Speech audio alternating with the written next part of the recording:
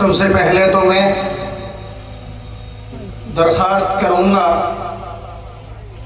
کہ میڈیا والوں کی تو مجبوری ہے، وہ کسی مجبوری کے تحت ویڈیوز بنا رہے ہیں اور تصویر لے رہے ہیں۔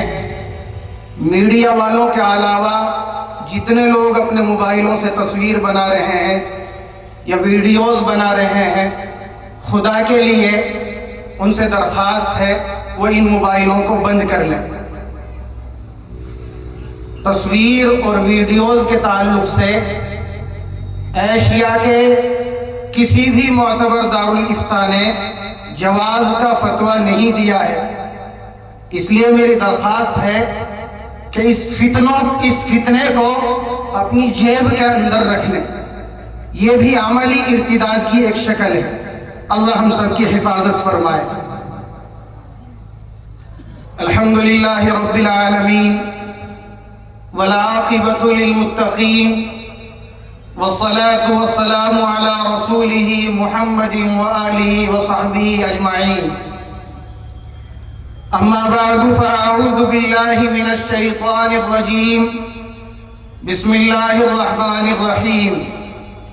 والعصر ان الانسان لفی خسر الا الذین آمنوا وعملوا الصالحات وتواصوا بالحق وتواصوا بالصبر۔ صدق اللہ العظیم۔ حضرات علماء کرام اور میرے دینی بھائیوں، اللہ تبارک و تعالیٰ کا ہم پر بے پایا کرم اور احسان ہے کہ اس نے ہمیں اسلام جیسی عظیم دولت سے نوازا ہے۔ اسلام ایک مستقل مذہب ہے جس کے بنیادی 5 شعبے اور 5 اجزاء ہیں۔ نمبر 1 اعتقادات، نمبر 2 عبادات، نمبر 3 معاملات، نمبر 4 اخلاقیات اور نمبر 5 معاشرت۔ انہی 5 اجزاء کو ہم مختصر الفاظ میں یوں کہہ دیتے ہیں کہ مذہب اسلام کی بنیاد عقائد اور اعمال ہیں۔ انہی 5 کو 2 کے اندر سمو دیتے ہیں۔ ان میں سب سے اہم جو جز ہے وہ عقائد کا ہے۔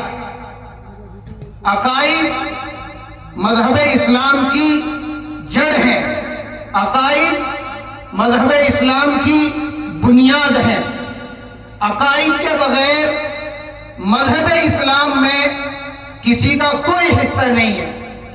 اگر عقائد درست نہیں ہیں تو چاہے آدمی زندگی بھر عمل کرتا رہے، زندگی بھر روزے رکھے، زندگی بھر نمازیں پڑھے، زندگی بھر تہجد پڑھتا رہے، زندگی بھر اپنے مال کو خرچ کرتا رہے، اگر عقائد درست نہیں ہیں تو وہ شخص جنت میں نہیں جا سکتا۔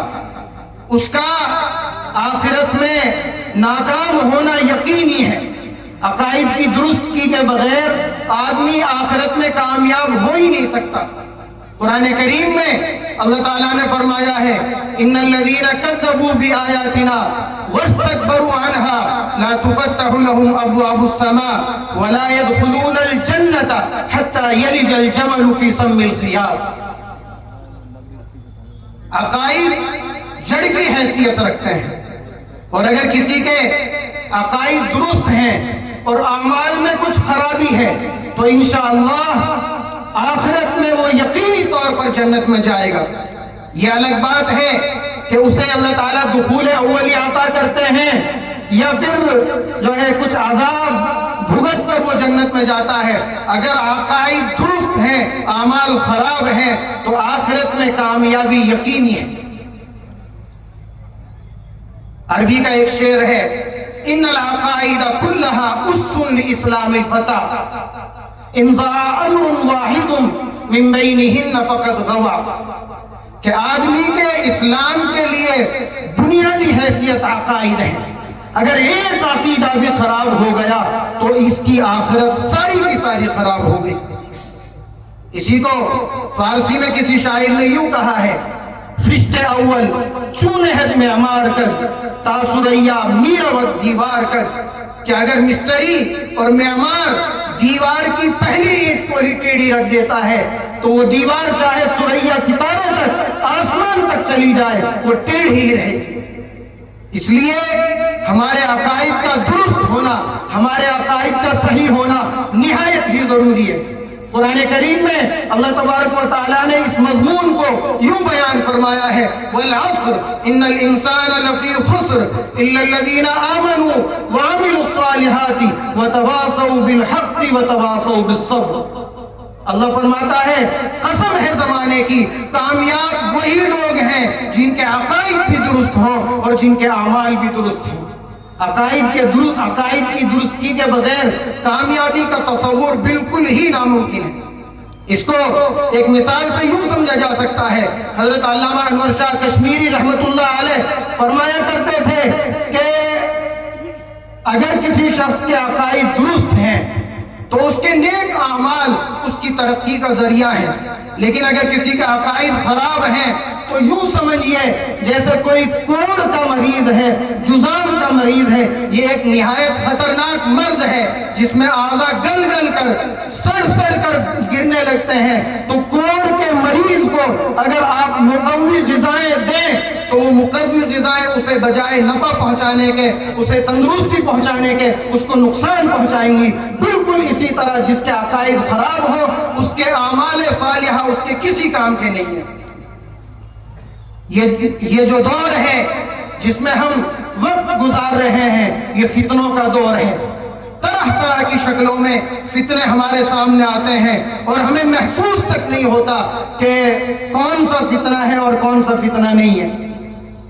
مختلف عقائد علماء نے بیان کیے ہیں جس میں بنیادی عقائد عقیدہ توحید ہے، ایک عقیدہ رسالت ہے، ایک عقیدہ ختم نبوت ہے، اور ایک عقیدہ ہے کہ صحابہ کرام معیار حق ہیں، اور بہت سے عقیدے ہیں. میں اپنی بات کو مختصر کرتے ہوئے آج کے نوجوانوں کو متوجہ کرنا چاہتا ہوں. آج کل سوشل میڈیا کے ذریعے عقیدوں کو بہت زیادہ بگاڑا جا رہا ہے. پڑوس ملک کے اندر ایک نوجوان جو ہے انجینئر محمد علی مرزا نام سے ہے، مطلق جاہل ہے، علم کا ایک لفظ اس کے پاس نہیں ہے. قرآن کریم کو وہ ناظرہ بھی پڑھنا نہیں جانتا ہے، وہ مستند عالم نہیں ہے.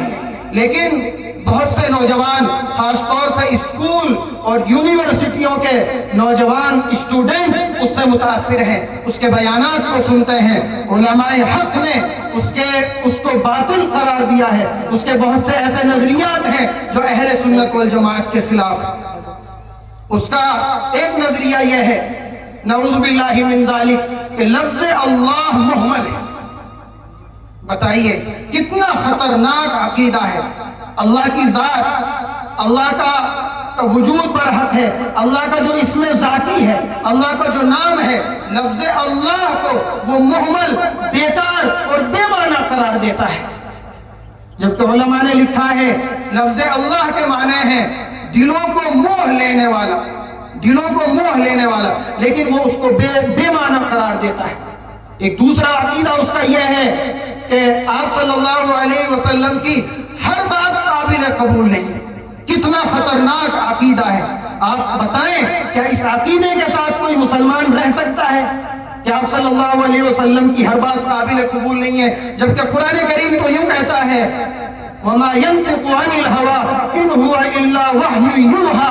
قرآن کریم تو آپ صلی اللہ علیہ وسلم کی ہر بات کو وحی اور قابل قبول قرار دیتا ہے.